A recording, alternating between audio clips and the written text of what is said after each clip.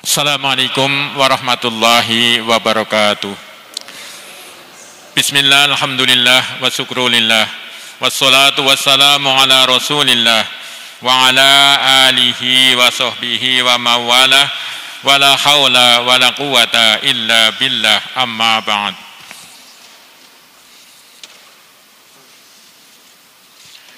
Ma'asyiral muslimin, jamaah salat isya dan salat tarawih yang dimuliakan Allah, marilah kita panjatkan puji dan syukur kehadirat Allah SWT yang telah memberikan nikmat iman dan Islam, nikmat sehat, nikmat panjang umur, sehingga kita dapat menjumpai bulan Ramadan, bulan yang diberkati, bulan yang agung dan mulia.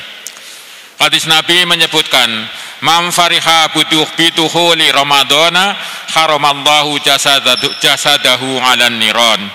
Barang siapa yang bergembira dengan datangnya bulan Ramadan, Allah mengharamkan jasadnya tersentuh api neraka.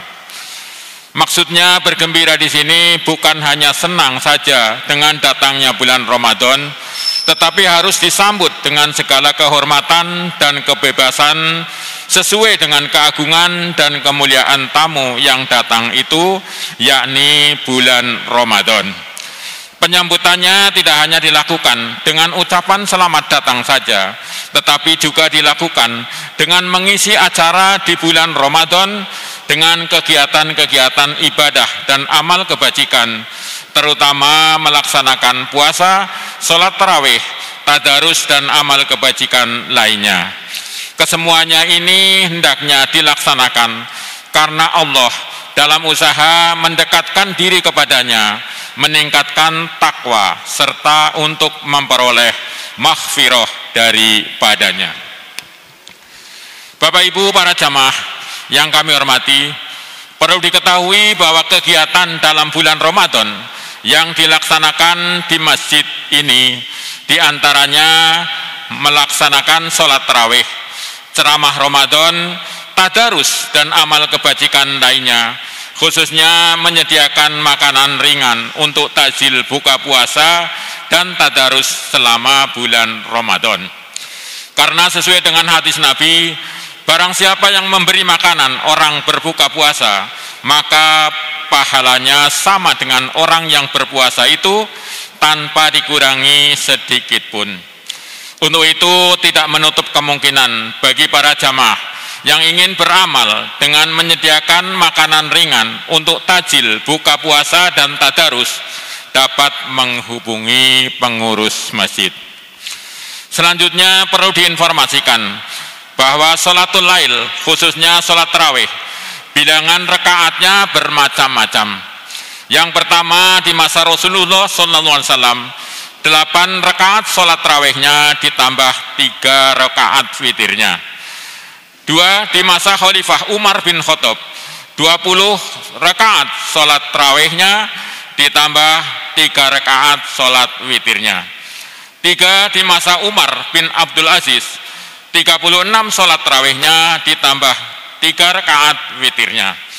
Kesimpulannya bahwa para jamaah boleh memilih salah satu dari bilangan rakaat tersebut, rakaat sholat tarawih, namun yang akan dilaksanakan di masjid ini adalah 8 rakaat sholat tarawih dengan 4 kali salam dan 3 rakaat sholat witir dengan 1 salam. Pengumuman selanjutnya yang akan memberikan ceramah Ramadan pada malam hari ini adalah Al-Ustadz Dr. Khairul Muriman, SSH, SEMP. Beliau adalah Ketua Pengurus Masjid Darul Ilmi STIK PTIK. Selanjutnya marilah kita simak ceramah Ramadan yang akan disampaikan oleh beliau. Semoga dapat bermanfaat dan dapat menambah keimanan dan ketakwaan kita kepada Allah Subhanahu wa taala. Amin ya rabbal alamin. Billahi taufik wal hidayah.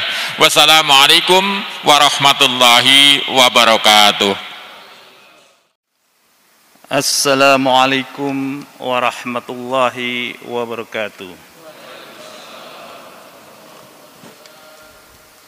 Alhamdulillah.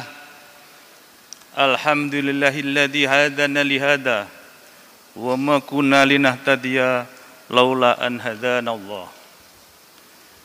Asyhadu an la ilaha illallah wahdahu la syarika lah wa asyhadu anna Muhammadan abduhu wa rasuluh. Qala Allah Ta'ala fi kitabihil karim, a'udzu billahi minasy syaithanir rajim. Bismillahirrahmanirrahim. Ya ayyuhalladzina amanu kutiba alaikumusiyam kama kutiba alal ladzina min qablikum la'allakum tattaqun.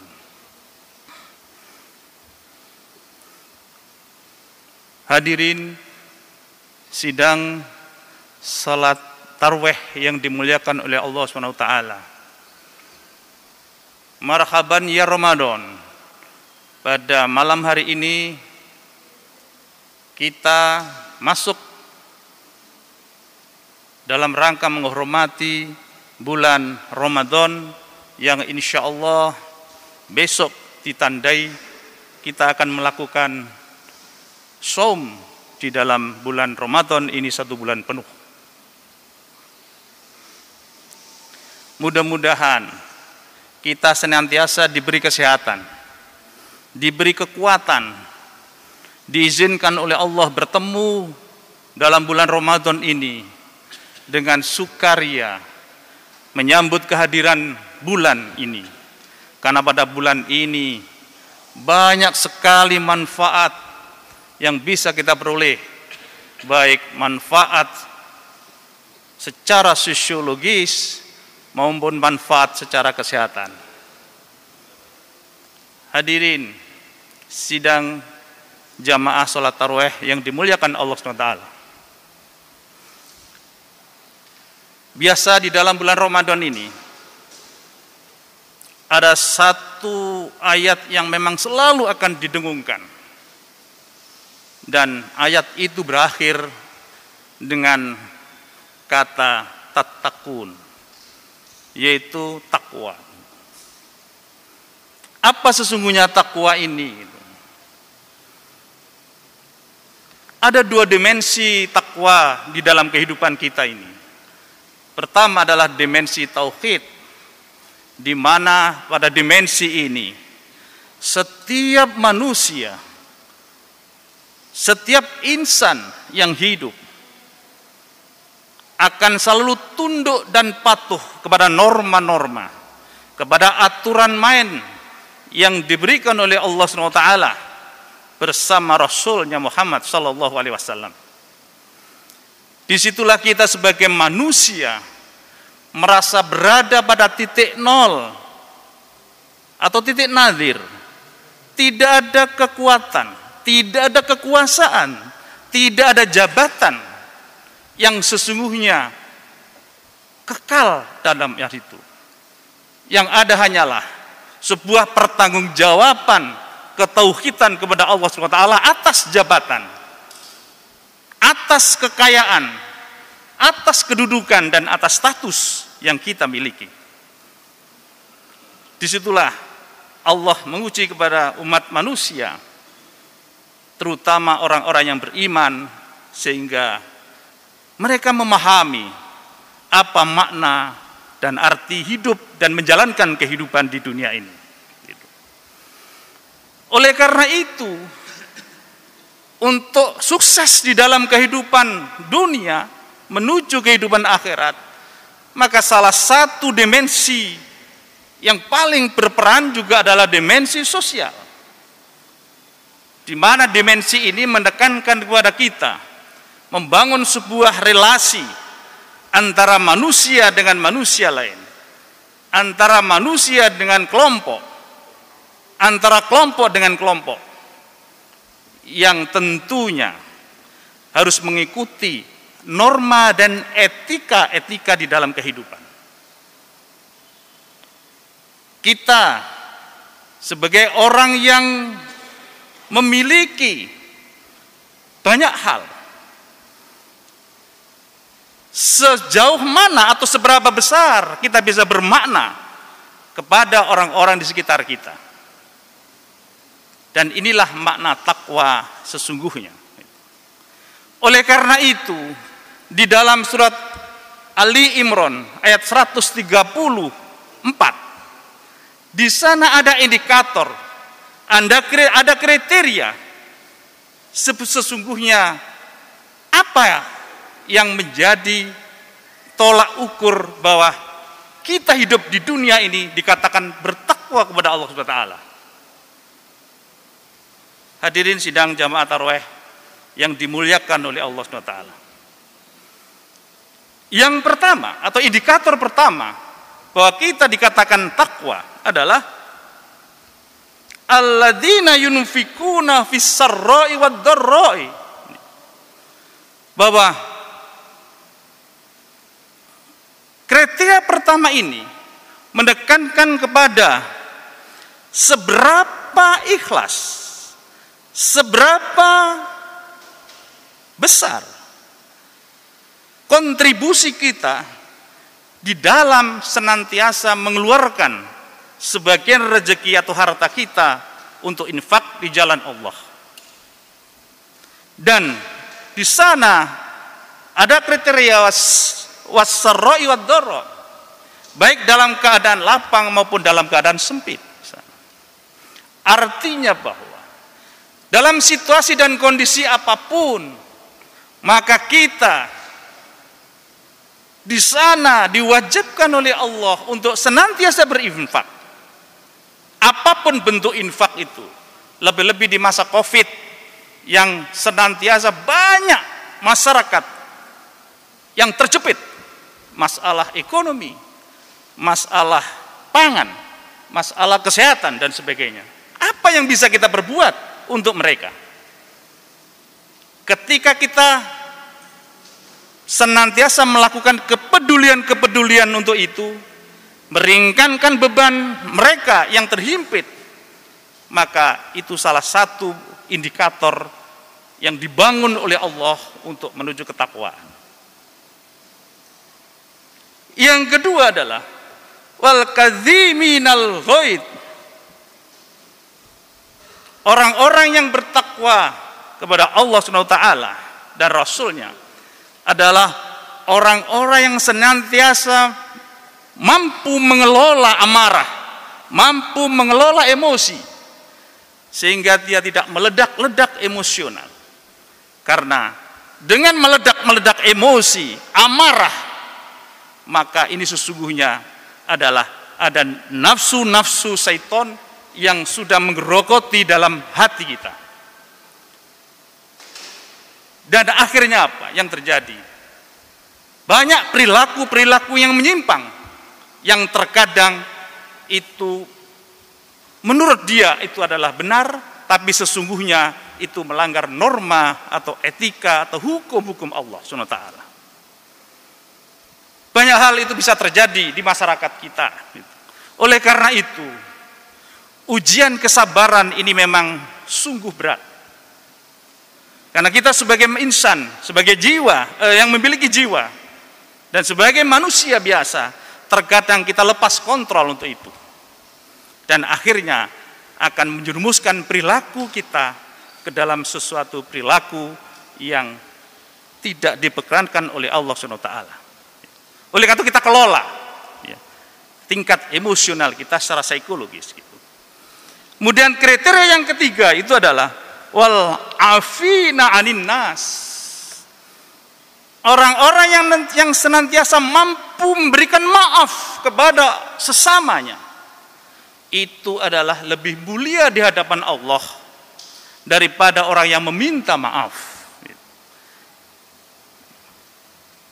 Sering terjadi kesalahpahaman antara kita pada saat kita bekerja, pada saat kita berhubungan dengan masyarakat, pada saat kita berhubungan berkomunikasi dengan keluarga. Kadang-kadang ada kesalahpahaman, ada ketidakseimbangan. Disitulah kemudian dua orang akan lebih mulia meminta maaf dan memberikan maaf. Dan memberikan maaf ini adalah sesuatu yang sangat mulia dan indah. Sehingga dengan memberikan maaf, maka sesungguhnya penyakit-penyakit hati itu akan lewat begitu saja. Akan terhindar dari penyakit-penyakit jiwa maupun penyakit-penyakit hati yang menyelubungi di dalam hati kita. Sehingga kita bisa berpikir jernih, kita bisa melakukan perilaku-perilaku yang memang sesungguhnya itu diharapkan oleh Allah SWT menjadi perilaku baik. 3 hal itu dah merupakan sebuah indikator yang barangkali perlu kita amalkan bersama-sama. Di dalam konteks kehidupan, ya, di tengah-tengah masyarakat di mana kita hidup. Apakah kita hidup di dalam organisasi pada saat kita bekerja, ataukah hidup di tengah-tengah masyarakat di mana kita tinggal.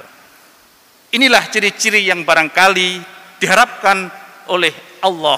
Satu-satunya cara atau salah satu cara yang Allah tekankan supaya kita bisa menjadi orang-orang yang bertakwa, maka disinilah kemudian ditemukan kita di dalam bulan Ramadan yang akhirnya akan dibakar kekhilafan-kekhilafan dan dosa-dosa kita yang insya Allah kalau ini kita lakukan, maka kita akan lahir fitrah kembali di hadapan Allah SWT. Inilah beberapa hal yang barangkali perlu bisa kami sampaikan, dan kami atas nama pengurus Masjid Darul Ilmi PTK ini mengucapkan selamat berpuasa.